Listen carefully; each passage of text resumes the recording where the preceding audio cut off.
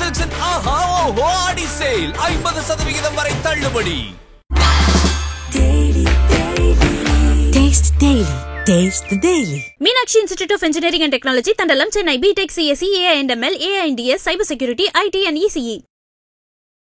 பொள்ளாச்சியில் ஒரு ஸ்கூலில் படிப்பாங்க. முடித்த உடனே பிஹெச்டி காலேஜில் ஒரு டிகிரி படிக்கும். இங்கே உள்ள லயோலா காலேஜ் மாதிரி தான் அங்கே உள்ள பிஹெச்சியில் ஒரு டிகிரி முடித்த உடனே கல்யாணம் பண்ணி கொடுப்பாங்க. டிகிரி ஃபைனல் இயராக மேக்ஸிமம் வேலைக்கெலாம் அனுப்ப வேண்டிய தேவை இருக்காது அவங்களுக்கு. ஆமாம், அவங்களுக்கு பணம் இல்லை. இந்த நம்ம புள்ள போய் இன்னொரு இடத்துல வேலை பார்க்குறோம். படிச்சிருக்காரு, பயங்கர டேலண்டாக இருக்கும். விண்டோஸில் ஒர்க் பண்ணிட்டு அவனை கூப்பிட்டு என்ன கேட்பேன், நான் எத்தனையா கேட்பேன், யோ அது எவ்வளோ பெரிய வேலை இருக்குது, ஆனால் அவனுக்கு தோட்டம் எவ்வளோ இருக்கு, தோட்டம் எவ்வளோ இருக்குது, சொந்த வீடு இருக்கா, இதுதான் நீங்கள் கேட்பேன். இங்கே தான் நாசக்காடு ஆரம்பிக்குது. அவனும் தோட்டம் 100 ஏக்கர் வச்சுருக்கேன். அவன் எப்படி மெண்டலாக இருப்பான்? பசங்களை போட்டு டார்ச்சர் பண்ணுற மாமனார்கள் இருக்கான், பிள்ளைங்களை போட்டு டார்ச்சர் பண்ணுறவங்க இருக்கான். சரி, அவன் 100 ஏக்கர், நீ 100 ஏக்கர்னு சேர்ந்து 2 பேரும் ஒன்றா தென்னை மரம் தேங்காய் வைக்க போறீங்களா? என்ன பண்ண போறீங்க? 20 பவுன் சேர்த்து வச்சு கலெக்டர் கல்யாணம் பண்ணி கொடுக்கணும்னு அப்போ கூட அனுப்பிடுவோம். என் மகன், ஐயோ நீ என்ன தம்பி நீங்கள் சென்னையில் இருக்கீங்க, 1 லட்ச ரூபா சம்பளத்தை சென்னை வேணான்னு வாங்க. சென்னை வேணாம், 1 லட்ச ரூபா சம்பளம்னா கம்மியாக இருக்குது. 1 லட்ச ரூபா வச்சு எப்படி ஓட்டுவீங்க? வீட்டு வாடகை இருக்குது. நீங்கள் வந்து பணத்து பின்னாடி ஓடாத வரைக்கும் இந்த மாதிரி சம்பவங்கள் தொடர்ந்து கொண்டே தான் இருக்குது. டவுரி பிரச்சனையாக இருந்தாலும், சைக்கோ பிரச்சனையாக இருந்தாலும் சரி, மாமனார் மாமியார் பிரச்சனை இல்லாமல் பணத்தை விட்டுட்டு சுதந்திரமாக போனாங்கன்னா அதில் வேறு சில பிரச்சனைகள் வரலாம். ஆனால் இந்த பிரச்சனை தொடர்ந்துட்டு தான் இருக்குது. தோட்டத்துக்கு தோட்டம், இவன் தோட்டம் வச்சுருக்கேன், அவன் திருப்பூரில் வச்சுருக்கேன், அவன் பொள்ளாச்சி வச்சுருக்கான்னு 2 பேரும் தோட்டத்தை கட்டிச்சாங்க.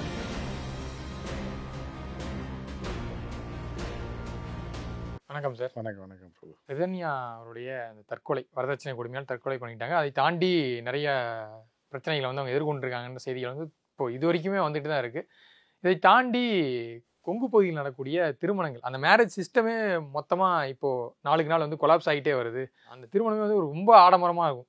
ஒரு 3 கோடி ரூபா செலவு பண்ணி இவங்க திருமணம் பண்ணியிருக்காங்க. இதுக்கு மேலே செலவு பண்ணி திருமணம் பண்ணுறவங்களாம் இருக்காங்க. அதை தாண்டி அந்த அளவுக்கு திருமணம் பண்ணி டிவோர்ஸ் ஆனவங்களும் நிறையா பேர் இருக்காங்க. இன்னொரு புறம் பார்த்தீங்கன்னா கொங்கு பகுதியிலேயே 30 வயசுக்கு மேலே கல்யாணம் ஆகாமல் நிறைய ஆண்மகன்கள் இருக்கிறதும் நம்ம பார்த்துட்டு தான் இருக்கோம். சொல்லுங்கள் சார், இந்த மேரேஜ் சிஸ்டம். பெண்களும் இருக்காங்க, ஆண்களும் இருக்காங்க, பெண்களும் இருக்காங்க. அதாவது தமிழ்நாட்டில் இந்த 3 பகுதிகள் இருக்குல்ல, இதை வந்து நீங்கள் வந்து சாதாரண தமிழர்கள் தான். இந்த 3 பகுதிகளும் வெவ்வேறு குணநலங்களை கொண்டது.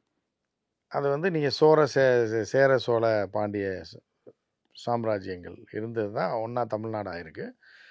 மொழியில் தமிழர்கள், எல்லா இனத்தில் தமிழர்கள் எல்லாம் இருந்தால் கூட ஒவ்வொரு பகுதிக்கும் ஒவ்வொரு கலாச்சாரம், ஒவ்வொரு ஜாதிக்கும், ஏன்னா ஜாதி இதில் இல்லைன்னா கூட, ஜாதின்றது பொதுவெளியில் பார்க்கக்கூடிய சூழல் குறைந்து விட்டாலும் கூட, ஆனால் ஜாதி தான் இதுக்கெல்லாம் அடிப்படை. போய் பார்த்தா ஜாதி தான், அதில் வந்து மாற்றுக்கிறதே கிடையாது. ஸோ அப்படி இருக்கும்போது என்னென்னா, பெரியாராலையும் அண்ணாவாலையும் கலைஞராலையும் இந்த தலைவர்களாலையும் என்னென்னா ஜாதியை வெளியே சொல்லாமல் ஆக்க முடிஞ்சுது, ஜாதி பேரை பின்னாடி போகாமல் ஆக்க முடிஞ்சு. ஒரு 40% 50% அதன் மூலமாக வரக்கூடிய வன்மத்தை குறைக்க முடிஞ்சதே தவிர, ஆனால் வேரூன்றி இருக்கக்கூடிய இந்த ஜாதிய பிரச்சனைகளை குறைக்க முடியல. நீங்கள் கொங்கு பகுதின்னு சொன்னீங்கன்னா எல்லா ஜாதிக்காரனும் அப்படி கிடையாது, ஒரு குறிப்பிட்ட சாதியை சேர்ந்தவர்கள் தான் அந்த மாதிரி. ஆனால் இது இருக்குது, அந்த எஃபெக்ட் இன்னும் சில ஜாதிகள், ஃபார்வர்ட் கம்யூனிட்டியில் இருக்கக்கூடிய சில பேக்வர்ட் கம்யூனிட்டியில் இருக்கக்கூடியவர்களுக்கும் இருக்குது. ஏன்னா அதுக்கு நம்ம கம்யூனிட்டியை சொல்ல வேணாம். கோயம்புத்தூர் சிட்டியை எடுத்த அளவுக்கு பார்த்தீங்கன்னா வேறு, இந்த நீங்கள் கோயம்புத்தூர் சிட்டிக்குள்ளே பார்த்தீங்கன்னா மிக்சடாக இருக்காங்க. கோயம்புத்தூர் சிட்டியில் வந்து நாயுடுஸ் டாமினேஷன்.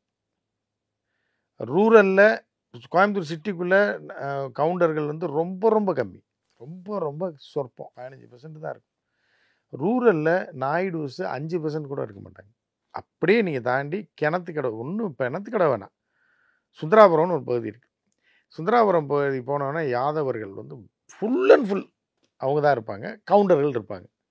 நாயுடுவை ஒருத்தரை பார்க்க முடியாது. அப்படியே கொஞ்சம் போனீங்கன்னா அந்த பக்கம் பொள்ளாச்சி ரூட்டில் போனீங்கன்னா கிணத்துக்கடவு கூட போக வேணாம், அது கொஞ்சம் முன்னாடியே ஆரம்பிச்சிடும்.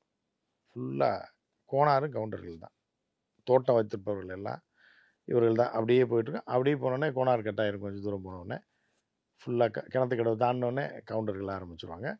பொள்ளாச்சி முழுவதுமே அந்த கொங்கு வேளாள கவுண்டர்களுடைய டாமினேஷன் தான். 80% அவர்கள் தான். மீதி மக்கள் வேலை பார்க்குறவங்க போகிறவங்க தான் இருப்பாங்க. சொத்துக்கள், தோட்டங்கள், பொள்ளாச்சியில் உள்ள தோட்டங்கள் பெருவாரியான தோட்டங்கள் ஒரு 70% தோட்டம் வந்து அவர்கள் தென்னந்தோப்புகள் ஃபுல்லாக எல்லாமே அவர்களோட இதாக இருக்குது. அதர்ஸ் வந்து 30 தான் இருக்குது. இதுதான் அங்கே உள்ள செட்டப், கோயம்புத்தூர் செட்டப். ஏன்னா நம்ம 10 வருடத்துக்கு மேலே அங்கே இருந்ததுனால, பத்திரிகை துறையில் இருந்ததுனால, அங்கே வாழ்ந்ததுனாலையும் நமக்கு தெரியும். ஸோ அப்படி இருக்கும்போது என்ன அப்படின்னு பார்த்தீங்கன்னா, அவர்கள் ஜாதியில் என்ன இப்போ நாயுடுஸில் வந்து பார்த்தீங்கன்னா வேறு ஸ்டைலில் இருக்கும். அங்கே வந்து என்ன அப்படின்னு பார்த்தீங்கன்னா, இந்த வரதட்சணை சாவெல்லாம் இருக்காது. அது வேறு ஸ்டைலில் இருக்கும். அது நம்ம டீப்பாக போவேன். வேறு ஸ்டைலில் அப்படியே இருப்பாங்க. அதை பற்றி கேர் பண்ணிக்க மாட்டாங்க. பெண்கள் வந்து அடிமையாக இருக்க மாட்டாங்க. அவர்கள் என்ன இப்போ ஒரு எப்படின்னா, ஒரு அடிமையாக இந்த பெண் மாதிரி பயந்துக்கிட்டு கம்ப்ளைண்ட் கொடுக்காம செத்துட்டாங்களே, இந்த மாதிரி இருக்க மாட்டாங்க அங்கே சிட்டியில். கோயம்புத்தூர் சிட்டிக்குள்ளே இருக்கக்கூடிய பொதுவான ஆட்கள்.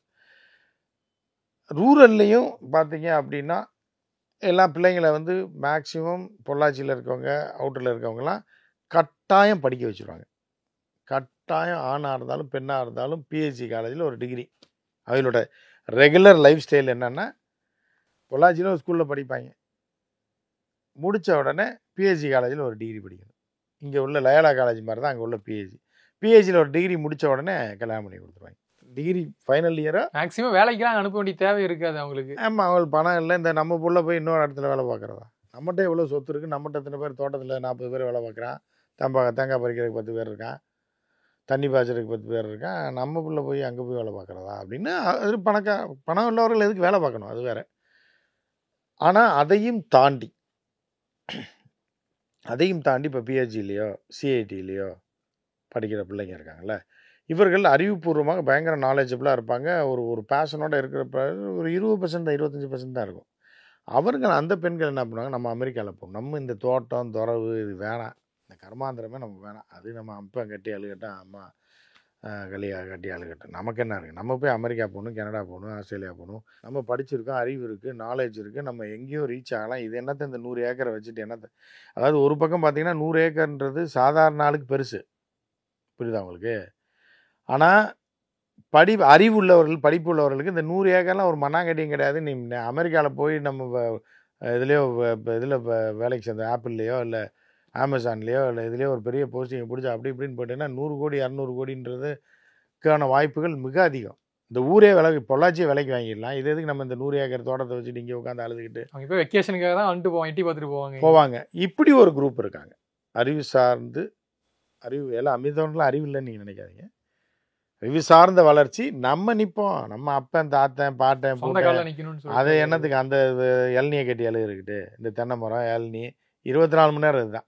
வாய்க்காலில் தண்ணி வருதா, வாய்க்காலில் தண்ணி வருதா, எப்போ மழை காலம் முடியும், எப்போ வெயில் காலம் ஆரம்பிக்கும், எப்போ வெயில் காலம் முடியும், மழை காலம் வரும், தண்ணி வரும், இளநிக்கு தண்ணி பாய்ச்சணும், ஈரியா போயிட்டு பூச்சி வந்துடும், அதுக்கு இப்போ மருந்து தெளிக்கணும். அப்புறம் இளநீ போடுறதுக்கு இந்த பாய் வருவான், இந்த அவன் வருவான், இவன் வருவான், அந்த அவன் வந்து 2 ரூபாய்க்கு கேட்குறான், இவன் 2,4 ரூபாய்க்கு கேட்குறான். இதிலே இளநிலேயே வாழ்ந்து இளநிலே சாகக்கூடிய ஒரு வாழ்க்கை தேவையான்ற முடிவு பண்ணி போகிற குழந்தைகள், பெண்கள், ஆண்கள் எல்லாம் இருக்குது.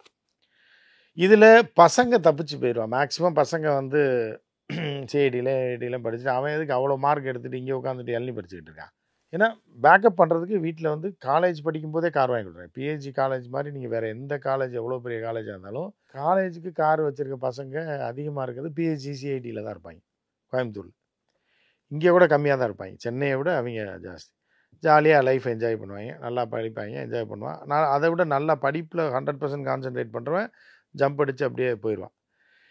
இப்படி போயிட்டு வருபவர்களுக்கு என்ன ஆகும்னா அங்கே தான் சிக்கல் வரும். இந்த கல்யாணத்தில் பையன் படிச்சிருக்காரு, பயங்கர டேலண்ட்டாக இருப்பான், விண்டோஸில் ஒர்க் பண்ணிகிட்டு இருப்பான். அவனை கூப்பிட்டு என்ன கேட்பான், ஏன்னா எத்தனை ஏக்கர் இருக்குன்னு கேட்பாங்க. யோ அவன் விண்டோஸில் ஒர்க் பண்ணிகிட்டு இருக்காங்க, இப்போதைக்கு இப்போ தான் முடிச்சுட்டு போயிருக்கான், 23 வயசு தான் ஆகுது, எம்இ முடிச்சுட்டு கேம்பஸில் போயிருக்கான், யூஎஸ் போயிருக்கான். இப்போ ஆரம்ப சம்பளமே அவனுக்கு 4 லட்சம், வருஷத்துக்கு 45 லட்சம். நீ தேங்காய் போட்டேனாலும் வருஷத்துக்கு 4 லட்சம் கூட உனக்கு கிடைக்காது. நீ அவன்கிட்ட போய் எத்தனை ஏக்கர் இருக்குன்னு கேட்டுட்டு இப்படிப்பட்ட ஆட்கள்லாம் நிறையா இருக்காங்க இங்கே கொங்குபல். ஏன்னா அவங்களுக்கு தேங்காய், இளநீ, தென்னந்தோப்பு, கிணறு இதுதான் தெரியும். அவர்களுக்கு இது இல்லைன்னா செத்து போயிடுவான், இது இல்லைன்னா பேக்கப் இல்லாமல் போயிடும். அதாவது எவ்வளோ பெரிய வேலை இருக்கு, ஆனால் அவனுக்கு தோட்டம் எவ்வளோ இருக்குது, தோட்டம் எவ்வளோ இருக்குது, சொந்த வீடு இருக்கா, இதுதான் அவங்க கேட்பாங்க. இங்கே தான் நாசக்காடு ஆரம்பிக்கிறது. அவனும் தோட்டம் 100 ஏக்கர் வச்சிருக்கான், அவன் எப்படி மெண்டலாக இருப்பான்? அவனுக்கு படித்து அறிவுள்ளவன், வெளி உலகத்தை பார்க்குறவன், மக்களோட பழகிறவன், மனிதர்களோட பழகிறவன், பிற இனம், மொழி, கலாச்சாரத்தோட பழகிறவன், வெளிநாடுகளுக்கு போகிறவன், வெளியூர்களுக்கு போகிறவன், வெளியூர் சுற்றுறவன், மக்களை படிப்பவர்கள் வந்து எல்லாமே தெரிஞ்சவனாக இருப்பான். அவனை போட்டு இவன் சாக்கடைக்குள்ளே இழுக்கிறது. இவனுக்கு இந்த 100 ஏக்கர் 50 ஏக்கர் தான் பெருசு. இதில் வந்து காலம் பூரா அதிலே வெந்து நொந்து செத்து போயிடும். வெளியூர் கூட பார்த்துருக்க மாட்டேன். சென்னைக்கு எப்போயா பார்த்துருக்கீங்கன்னு ஒரு பெரிய தோட்டம் வச்சுருக்கவரை கேட்டிங்கன்னா, அது போனோம் ஒரு 7-8 வருஷத்துக்கு முன்னாடி போனோன்னா போயிட்டு உடனே ஓடி வந்துடுவான். ஏன்னா தண்ணி பாய்ச்சணும். எனக்கு நண்பர்கள் நிறையா இருக்காங்க. நான் நண்பர்கள் இதுக்காக சொல்லலை. தோட்டம் வச்சுருக்க நண்பர்கள் 100 ஏக்கர் 150 ஏக்கர் வச்சுருக்க நண்பர்கள்லாம் இருக்காங்க. நான் அங்கே போவேன், தங்குவேன், வருவேன். அது வேறு. அவர்கள் நண்பர்கள் பலர் வந்து இப்போ லைஃப்பை என்ஜாய் பண்ணுறவர்கள் இருக்காங்க. சிலர் 1-2 பேர் என்ன பண்ணுவாங்கன்னா, ஒரு ஊரில் வந்து நைட்டு தங்க மாட்டாங்க நிம்மதியாக. அது வந்து ஹியூமன் மைண்ட் செட். நீங்கள் வந்து தப்பாக இது பண்ணவே முடியாது. அவங்கள தப்பாக சொல்ல முடியாது. நீங்கள் எதுவாக வாழ்கிறீங்களோ அதுவாக தான் நீங்கள் மாறுவீங்க. நீங்கள் டெய்லி தோட்டத்திலேயே இருந்து காலைல எழுந்திரிச்சு மாடு கண்ணை பார்க்குறது, கிளநி பறிக்கிறது, தண்ணி ஊற்றுனானான்னு பார்க்குறது, மட்டை வெட்டினானான்னு பார்க்குறது, குழி தோண்டி உரம் போட்டானான்னு பார்த்துட்டே இருந்தீங்கன்னா நைட்டு நீங்கள் அங்கே படுத்தா தான் தூக்கம் வரும்.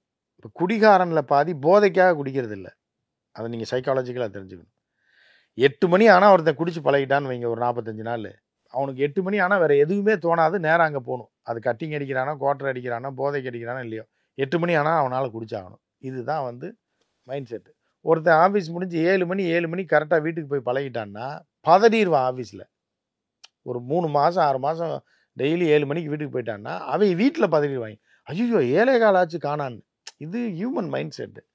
இந்த மாதிரி அங்கே உள்ள சிலர் வந்து தோட்டம் வைத்துட்டு போகிறவர்கள் என்ன பண்ணால் வெளியூருக்கே போக மாட்டாங்க. ஏன்னா தோட்டத்தை எவனா ஆட்டையை போட்டு போயிடுவான். ஒரு நாள் போக மாட்டாங்க. நைட்டு தங்கினா கூட பதட்டமாகவே தங்கியிருப்பாங்க. விடிஞ்சா கிளம்பிடுவோம். டூர் கிளம்பி வருவாங்க 3 நாள் 4 நாள்னு. ஒரு நாள் இருக்க முடியாது. 2ஆவது நாள் ஆட்டை ஆரம்பிச்சிருவாங்க. ஏனுங்க அங்கே போய் அங்கே ஆளை விட்டு வந்திருக்கானுங்க, அவன் ஃபோனை போட்டு அவன் தண்ணியை ஊற்றுனானா என்னன்னு தெரிலைங்க, கிணத்துல மோட்ரு வேலை செய்யலைன்றாங்க, அவன் ஃபோனை எடுக்க மாட்டான், நான் கிளம்புறேன், நீங்கள் பார்த்துட்டு வாங்க. இப்படி சொன்ன ஆட்கள்லாம் இருக்காங்க. புரியுதா அவங்களுக்கு? ஒரு நண்பர் தோட்டத்துக்காரரு வெளியூர் கூப்பிட்டு போனோம். வம்பா பிரித்து, அதாவது பிச்சு கூப்பிட்டு போனோம். அவர் ஒரு நாள் தான் இருந்தார். அடுத்த நாள் அங்கே மோட்டர் ஏதோ ஒன்று ஆகி போயிடும். அவன் எவனா ஃபோன் பண்ண எடுக்க மாட்டான். இவர் டென்ஷன் ஆயிடுவார். ஏங்க இப்போ ஒரு நாள் நீங்கள் தண்ணி பாய்ச்சலைன்னா ஆமாங்க நீங்கள் என்ன இப்படி சொல்லிவிட்டீங்க, நாங்கள் வச்சுருக்கோம், போய் பார்க்கலைன்னா போயிருங்க, அது இப்போ பெரிய அது குழந்த மாதிரி வளர்க்கணுங்க அப்படின்ட்டு மத்தியானம் பிச்சு பிடிங்கிட்டு ஓடி போகிறாங்க. எங்கே சுற்றுவாங்கன்னா அதிகபட்சம் பொள்ளாச்சியில் இருக்காங்க, கோயம்புத்தூருக்கு வருவாங்க. பாரில் ஏதாவது தண்ணி அடிச்சுட்டு 12 மணிக்கு வீட்டுக்கு போய் படுத்துருவாங்க. பொள்ளாச்சி முடி வெட்டுறதுக்கு, அந்த காலத்தில் முடி வெட்டுறதுக்கு வாரத்துக்கு ஒரு நாள், 15 நாளைக்கு ஒரு டைம் முடி வெட்டுறதுக்கு ஒரு வாரம் கோயம்புத்தூர் வருவாங்க. முடி வெடியெல்லாம் வெட்டிட்டு ஆரி ஹோட்டலில் அங்கே பெரிய ஒரு சலூன், இப்போ தான் சந்துக்கு 4 சலூன் இருக்குது, வெட்டுவாங்க. அங்கே பாரில் சரக்கு அடிப்பாங்க, ரம்பா பாரில். நைட்டு 12 மணி ஆனால் டிரைவர் வரும், வண்டியை ஓட்டி வீட்டுக்கு போயிடுவாங்க. இதுதான் வாரம். அதே மாதிரி ஊட்டியில் இருக்கணும், அதே கதி தான். எஸ்டேட் வச்சுருக்காங்க. கோயம்புத்தூருக்கு வர்றது தான் அவனுக்கு பெரிய வாழ்க்கையில் பெரிய இது. சனிக்கிழமை ஞாயிற்றுக்கிழமையில் கிளம்பி, சில பேர் சனிக்கிழமை கிளம்பி வந்து இங்கே தங்குவான். தங்கிட்டு ஞாயிற்றுக்கிழமை ஒரு படத்தை பார்த்துட்டு முடி இடியை வெட்டிவிட்டு சரக்கு அடிச்சுட்டு நைட்டு கிளம்பி போயிடுவாங்க. இந்த மாதிரியா ஒரு கூட்டுக்குள்ளேயே வாழ்கிற வாழ்க்கையில் என்ன பண்ணாங்க, இவங்களுக்கு அந்த இதை தாண்டி எதுவுமே பலருக்கும், எல்லாரையும் நம்ம சொல்ல தெரியாது. இதனால பசங்களை போட்டு டார்ச்சர் பண்ணுற மாமனார்கள் இருக்கான், பிள்ளைங்களை போட்டு டார்ச்சர் பண்ணுறவனு இருக்கான். சரி, அவன் 100 ஏக்கர், நீ 100 ஏக்கர் சேர்ந்து 2 பேரும் ஒன்றா தென்னை மரம் தேங்காய் வைக்க போகிறீங்களா? என்ன பண்ண போகிறீங்க? அது ஒரு காலத்தில் இருந்து தொலைஞ்சி. சார் இப்போ நீங்கள் சொன்னீங்களா அங்கே எல்லாமே விவசாய பின்புலம் சார்ந்து இருக்கனால, இப்போ ஐடியில் அவன் மாதம் 2 லட்ச ரூபா சம்பாதிக்கிறானா? இல்லை, அவன் அந்த வேலையே போனாலும் அவனுக்கு என்ன பேக்கப்பு?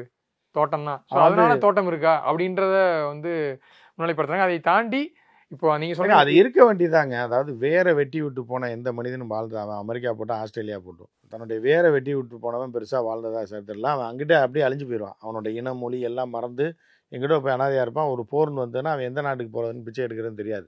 அது இருக்க வேண்டிதான். அதுக்காக ஓவராக நீ 100 ஏக்கர் வச்சுருக்கேன், நான் 100 ஏக்கர் வச்சுருக்கேன்னு சொல்லிட்டு 200 ஏக்கரை வச்சு என்ன பண்ண போகிறீங்க? சரி, இப்போ நீங்கள் சொன்னது எல்லாமே வந்து கொங்கு பெல்ட்டில் இருக்கக்கூடிய என்ன சொல்கிறது, அப்பர் மிடில் கிளாஸை தாண்டி இருக்கவங்க. அதை தாண்டி இந்த கொங்கு பெல்ட்லேயே அந்த மிடில் கிளாஸ் பீப்புளெலாம் இருக்காங்களே. இப்போ நான் சொன்னேன்ல சார், 30 வயசுக்கு மேலே திருமணமாகாத நிறைய ஆண்களும் இருக்காங்க. ஏன்னா இது வந்து என்னென்னா, ஒரு 25 பவுன் சேர்த்து வச்சுட்டு கலெக்டர் கல்யாணம் பண்ணி கொடுக்கணும்னு அப்போ முறை அழைச்சிட்டு இருப்பான். பார்த்தீங்கன்னா தெரியும். என் மகன், ஐயோ நீ என்ன தம்பி, நீங்கள் இது மட்டும் சென்னையில் இருக்கீங்க, சென்னை 1 லட்ச ரூபா சம்பளத்தை சென்னை வேணான்னு வாங்க சார். சென்னை வேணாம். 1 லட்ச ரூபா சம்பளம்னா கம்மியாக இருக்குது. 1 லட்ச ரூபா வச்சு எப்படி ஓட்டுவீங்க? வீட்டு வாடகை 25,000 போயிருமே அப்படின்னு. இப்படி ஒரு கும்பல் இருக்குது. இந்த கும்பல் தான் கொண்டு போய் பிள்ளைகளை நாசக்காடுபடுத்திடுது. அதே மாதிரி பையங்கள் நாசை காட்டுப்படுத்துறது, பொண்ணு தர மாட்டாங்க, அப்படியே வச்சுருக்க வேண்டியதான். ஆனால் முன்னாடியே ரெடி பண்ணிடுவாங்க. இவங்களோட வாழ்க்கை வந்து இப்போ ஒரு குறுகிய வட்டம் தான். இவங்களோட டார்கெட் என்னென்னா 50 பவுன் போடணும்னு வைக்கிறீங்களேன், எதையுமே நல்லது பொல்லது திங்காமல், வெளியூர் போகாமல், வண்டி வாகனம் வாங்காமல் இருந்தீங்கன்னா, தோட்டத்துக்குள்ளே இருந்தீங்கன்னா நீங்கள் 50 பவுன் ஒன்றுமே பிரச்சனையே கிடையாது. இப்போ நீங்கள் 15,000 20,000 சென்னையில் வாடகை கொடுக்குறீங்கல்ல, நீங்கள் அதே 20,000 அங்கே இருந்தது அப்படின்னா நகையை வாங்கி வாங்கி வாங்கி சேர்த்து 50 பவுன் சேர்த்துருவான். கையில் காசும் வச்சுட்டானா அவன் தான் பெரிய ஆள் ஆயிடுவான். அப்போ இந்த பசங்க ஜாலியாக செலவு பண்ணிட்டு சுற்றினவனுக்கு பொண்ணு தர மாட்டாங்க. இப்படி நாசக்காடாக்கி அவனுக்காக இந்த மாதிரி இவன் ஒரு சைக்கோவன். அதாவது வேலை வெட்டி இல்லாமல், ஒரு லட்சியம் இல்லாமல், படிப்பு இல்லாமல், படித்து விட்டு இப்போ தாத்தன் காசுலேயும் அப்பன் காசுலேயும் வாழ்கிறவன் சைக்கோவாக தான் இருப்பான். ஏன்னா அவனுக்கு எந்த நோக்கம், லட்சியம், வேலை, 4 பேரை பார்க்குறது எதுவுமே இருக்காது.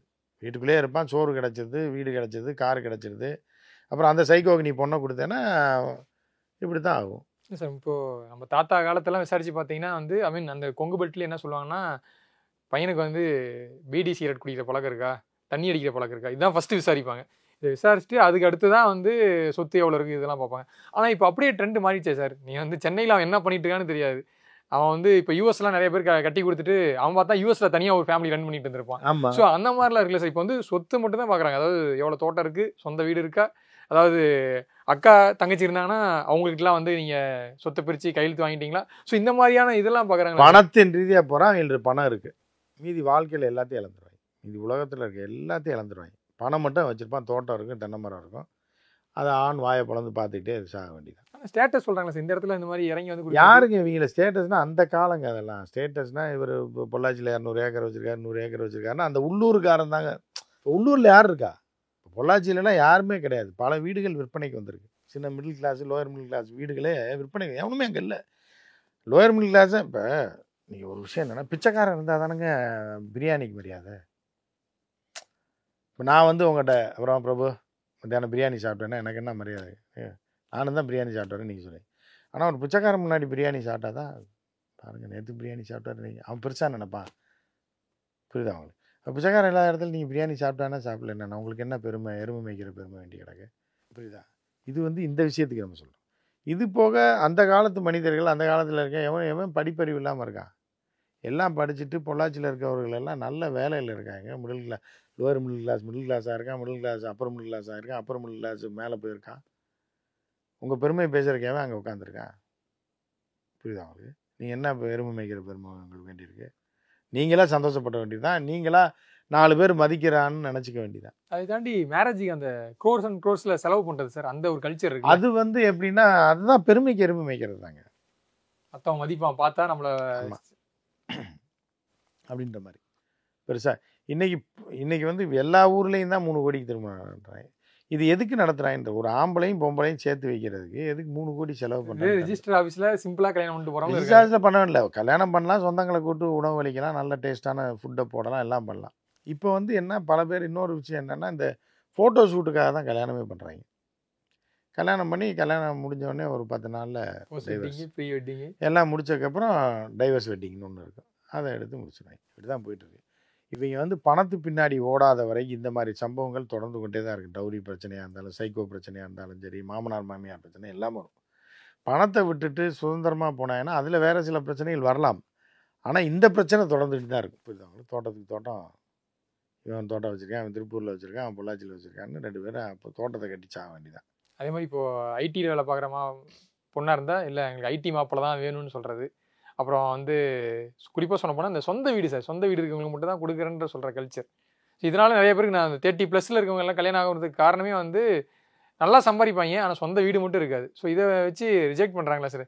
இதான் மனநிலை. சொந்த வீடு இருந்தால் வாழ்ந்துடலாம். இவங்க வந்து போகிற சந்திக்கலைங்க. ரொம்ப நாள் கிட்டத்தட்ட சுதந்திரத்துக்கு பிறகு இவங்க போரே சந்திக்கலை. ஒரு போரை சந்திச்சாயின்னு வைங்க, இவங்களோட மனநிலை பூராமே மாறிடும். புரியுதாங்க? நீங்கள் வந்து காசால பார்த்தீங்க அப்படின்னா, நேற்று அப்பார்ட்மெண்ட்ஸில் 3 வீடு வாடகை விட்டுருப்பான். கீழே ஒரு பெரிய கடை வச்சுருந்த ஓனரு ஒரே குண்டில் தெருவுக்கு வந்து பிச்சை எடுக்கிறான். பிச்சை எடுத்தாலும் சோறு கிடைக்கல. புரியுதா உங்களுக்கு? ஸோ அப்படி ஆகணும்னு நான் சொல்ல, நல்லா இருக்கவங்கள நாசமாக போகணும்னு சொல்லலை. நாசமான போனவனை பார்த்து திருந்துக்கடான்னு சொல்கிறோம். இந்த உலகத்தில் எது உயிரே நிரந்தரம் கிடையாது, வீடு என்ன நிரந்தரம் அப்படின்ற ஒரு விஷயம் இருக்குது. ஸோ ஒவ்வொருத்தரோட மனநிலை அந்த மாதிரி இருக்குது. அந்த மனநிலை உள்ளவருக்கு இந்த பிரச்சனைலாம் வரும். இல்லை அது மனநிலைன்னு எடுத்துக்கலாமா சார்? இல்லை அந்த பகுதியோட கல்ச்சர் அது வந்து மனநிலை தானே கல்ச்சராக மாறும். நிறையா பேருக்கு ஒரே மனநிலை இருந்தால் அந்த கல்ச்சராக மாறிடும். அவ்வளோதான். அவர்கள் இன்னும் பின்தங்கியே இருக்காங்கன்னு. இப்போ இந்த மாதிரி இப்போ ஒரு பெண் வந்து அந்த குடும்ப வன்முறை தாங்க முடியாமல் ஒருத்தங்க தற்கொலை பண்ணிக்கிறாங்கன்னா, ஸோ அந்த வளர்ப்பு முறையும் சொல்கிறாங்களா சார்? குழந்தைங்க நீங்கள் வளர்க்கும் போது ரொம்ப பேம்பாடாக வளர்க்குறது, இல்லை வந்து அவங்களுக்கு வெளி உலக அனுபவம் இல்லை, அதுதான் அது அவங்க தேவையில்லைன்னு நினைக்கிறேன். எனக்கு 100 ஏக்கர் இருக்குது, 50 ஏக்கர் இருக்குது. என் மகளுக்கு இப்போ நகை சேர்த்து வச்சிட்டேன் 100 பவுன். பிறந்தப்பேருந்தே சேர்த்து வச்சுருவாங்க. பிள்ளையே பெற்றுக்க மாட்டாங்க தெரியுமா நீங்கள்? அந்த பகுதியிலாம் பார்த்தீங்கன்னா ஒரு பிள்ளை இருக்கும், அதிகபட்சம் 2 பிள்ளை இருக்கும். இந்த ஜென்ரேஷன் போன ஜென்ரேஷன் அதுக்கு முன்னாடி 80s 90ஸ்க்கு அப்புறம் பார்த்தீங்கன்னா ஒரு வீட்டில் பொள்ளாச்சியில் பார்த்தீங்கன்னா ஒரு பிள்ளை அதிகபட்சம் 2 பிள்ளைக்கு மேலே இருக்காது. எது அப்பர் மிடில் கிளாஸ் வீட்டில், மிடில் கிளாஸ்க்கு மேலே இருக்க வீட்டில் ஒரு பிள்ளை தான் இருக்கும். ஏன்னா இந்த தோட்டத்தை 4ஆக பிரித்தோம்னா 25 ஏக்கராக பிரிஞ்சு போயிரும்ல. புரியுதா?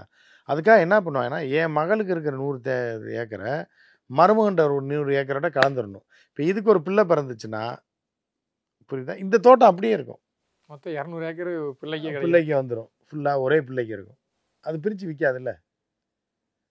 அப்புறம் அதுக்கு ஒரு பிள்ளை பிறந்துச்சு அப்படின்னா இப்போ இதுக்கு கல்யாணம் பண்ணி வைக்கிறதுல ஒரு 100 ஏக்கர் வரும். இப்படி ஒரு 300 ஏக்கர் ஆயிரும். அந்த பிள்ளைக்கு 300 ஏக்கர் வரும். 2 பிள்ளையாக இருந்தால் கூட 150 பறிச்சுட்டு போகும்.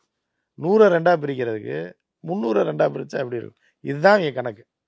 அவங்க என்ன பண்ணுவாங்கன்னா பொண்ணை பிரித்து மருந்தை குடிச்சு ஆக விட்டுருவாங்க. அவ்வளோதான். அதை தாண்டி அங்கே இன்னொரு பெரிய பிஸ்னஸ் என்னன்னா இந்த கல்யாண தரகர்கள் இருக்காங்களா சார், அவங்க இதை வச்சு அவங்க பெரிய வீடு கட்டுறது, கார் வாங்குறதுன்னு அவங்க. அப்புறம் அவன் மகனுக்கு வீடு இருக்கான்னு கேட்டான்னா அவன் என்ன பண்ணுவான்? வீடு இவங்கள ஆட்டையை போட்டு தான் வீடு கட்ட முடியும். அது மாதிரி தரகர் பயங்கரமாக செட் பண்ணும். இத்தனை கோடி கல்யாணம், இத்தனை ஏக்க பொண்ணுன்னா அதுக்கு தகுந்த மாதிரி அவங்க லட்சக்கணக்கில் அடிப்பாங்க. 10 லட்சம் 5 லட்சம் 15 லட்சம் அடிப்பாங்க. அதாவது கல்யாணம் பண்ணி கொடுத்தனா எனக்கு வந்து மொத்தமாக 10 லட்ச ரூபா கொடுத்துடணும் அப்படின்னு சொல்லி தான் பண்ணுவாங்க. சிலர்லாம் வந்து திருமணமான பெண்கள் அந்த பசங்களோட அந்த அந்த வரன் அந்த ப்ரொஃபைலை வந்து வச்சுக்கிட்டு இன்னும் பொண்ணு தேடிட்டு இருக்க கேஸும் அங்கே நடக்குது சார். ஆமாம், காமிச்சு காசை வாங்கிக்கிறேன், செலவு காசு வாங்கிக்கிறேன், 5000 கொடுங்க 10,000 கொடுங்கன்னு. ஸோ இந்த கலாச்சாரம் மாறினா தான் இந்த மாதிரி சாவுகள் தடுக்கும். இது வந்து சமூக பிரச்சனை. இது அரசாங்க பிரச்சனையோ காவல்துறை பிரச்சனையோ கிடையாது, நீதித்துறை பிரச்சனையோ கிடையாது. இது வந்து சமூக பிரச்சனை. அந்த சமூகத்தில் இருந்து இந்த இதை விளக்குனா தான் சரியாகும். கண்டிப்பாக சார், நீங்கள் சொன்ன மாதிரி மக்கள் வந்து மாறணும். நீங்கள் சொன்ன தமிழ்நாட்டில் ஒவ்வொரு பகுதியில் இருக்காங்க, ஒவ்வொரு பகுதியிலும் ஒவ்வொரு மைண்ட் செட்டில் வாழ்ந்துட்டு இருக்காங்க. கண்டிப்பாக பொறுத்து வந்து பார்க்கலாம் சார். இது குறித்து நிறைய தகவலை பகிர்ந்துட்டீங்க. நேரத்துக்கு நன்றி சார். சென்னை சில்க்ஸின் ஆஹா ஓஹோ ஆடி சேல் 50% வரை தள்ளுபடி. Taste the Daily. Meenakshi Institute of Engineering and Technology, Tandalam, Chennai, BTech, CSE, AI&ML, AI&DS, Cybersecurity, IT and ECE.